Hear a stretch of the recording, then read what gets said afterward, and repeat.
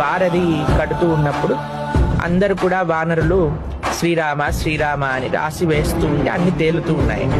అయితే రాముడు అనుకున్నాడు, అరే ఏముంది రాళ్ళల్లో అలా తేలుతున్నాయి అని ఒక రాయిని పట్టుకొని ఇలా వేశాడట సముద్రం. డుప్ అని మునిగిపోయింది. అందరు వానరులు నవ్వుతున్నారట, రాముడు వేస్తే మునిగిపోయింది, మేము వేస్తే తేలుతున్నాయి.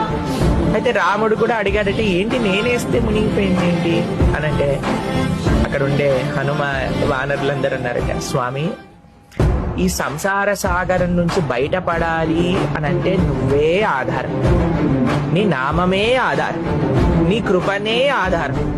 అటువంటిది నువ్వు ఎవరినైనా వదిలేసావు అనంటే వాడు సంసారంలో తేలుతాడా మునిగిపోతాడా? కాబట్టి ఆ రాయి మునిగిపోయింది నువ్వు వదిలేసావని. కానీ మేము నీ యొక్క నామాన్ని ఆశ్రయించాం కాబట్టి ఈ రాళ్ళని తేలుతున్నాయి అని ఒక అద్భుతమైన ప్రస్తావన చేస్తారు. రామనామ వైభవాన్ని చెప్తుంది. కాబట్టి నిజంగా మీరు చెప్పింది కరెక్టే.